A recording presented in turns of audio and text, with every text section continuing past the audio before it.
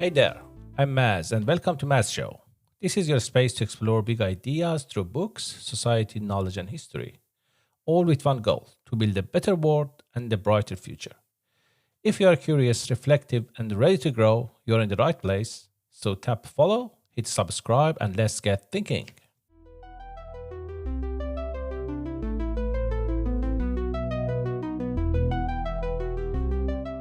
444 days. That's how long 52 Americans were held captive in Iran, their lives hanging in the balance as two nations locked in a diplomatic standoff that would reshape global politics forever. Today, we're diving deep into the 1979 Iran hostage crisis, examining how it began, why it happened, and its lasting impact on U.S.-Iran relations. And with us is our resident foreign policy expert. Thanks for having me. You know, this crisis really marked a turning point in how America engaged with the Middle East. Let's start with the basics. How did we get here? What led to this dramatic embassy takeover?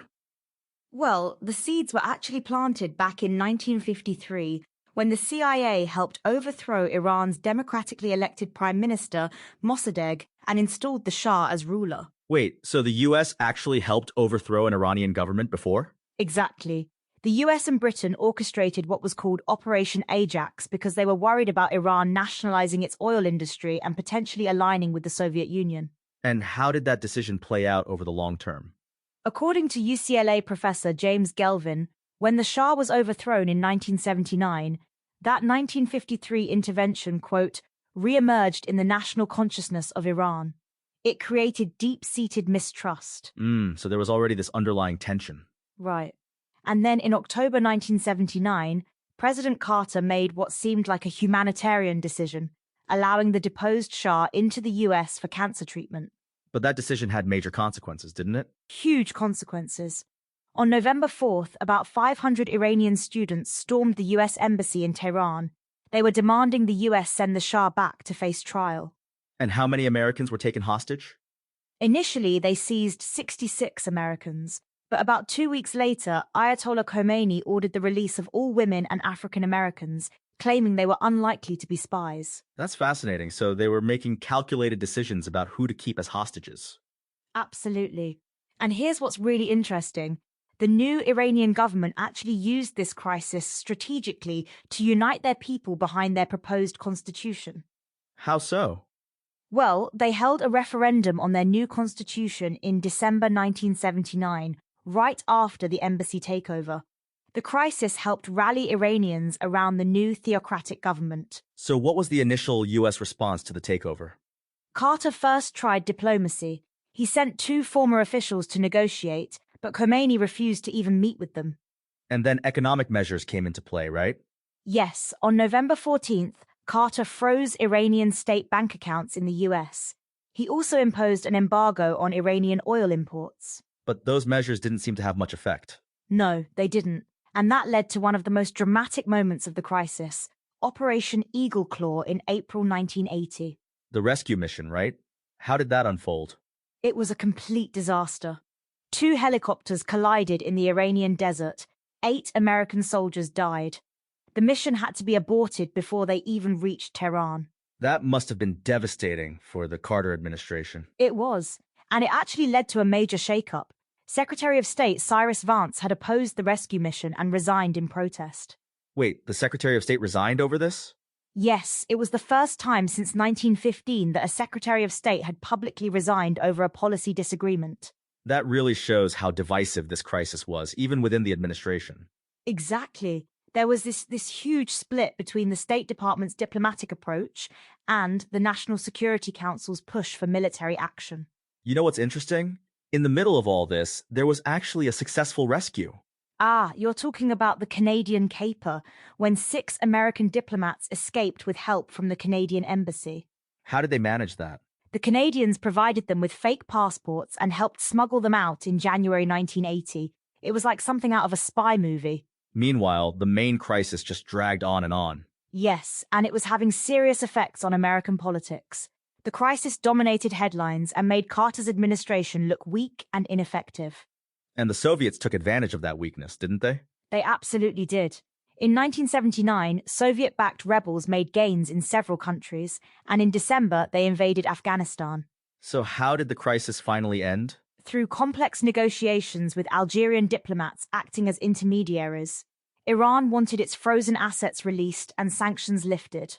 And there's an interesting timing element to the release, isn't there? Yes, the hostages were finally released on January 20th, 1981, literally minutes after Ronald Reagan was sworn in as president.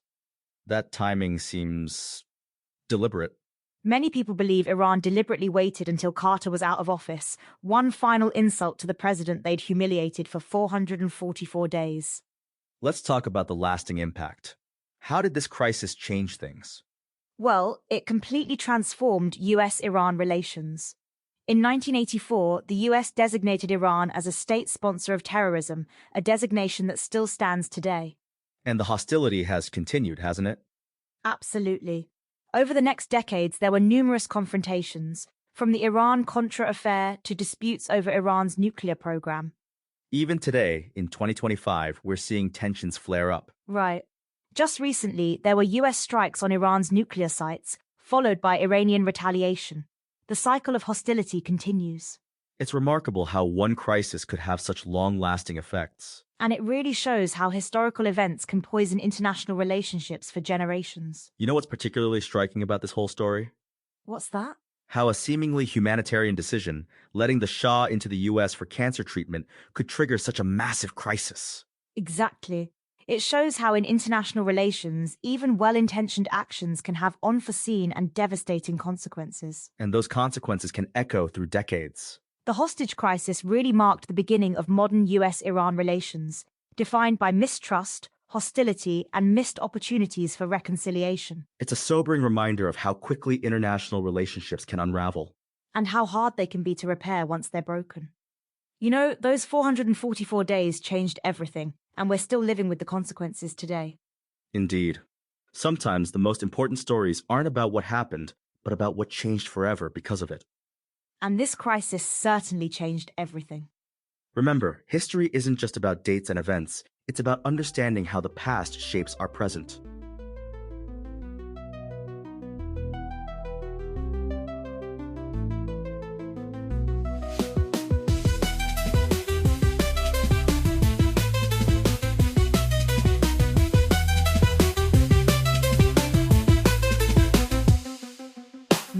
Show, let's go, open up your mind and grow. Facts and stories, things you never know. Every episode, we light the glow. Step into the world of Mass Show. Turn it up, let the rhythm flow. Feel the beat, take control. Don't be shy, just let it go. This is where the magic grows. Tune in now, it's the Mass Show. Lights up bright and minds will glow. Every day we learn and grow. Come along and join the flow. New ideas begin to shine. Breaking limits, crossing lines. Every moment feels divine. In the world of Mass Show time. Turn it up, let the rhythm flow. Feel the beat, take control. Don't be shy, just let it go. This is where the magic grows. Tune in now, it's the Mass Show. Lights up bright and minds will glow. Every day we learn and grow. Come along and join the flow.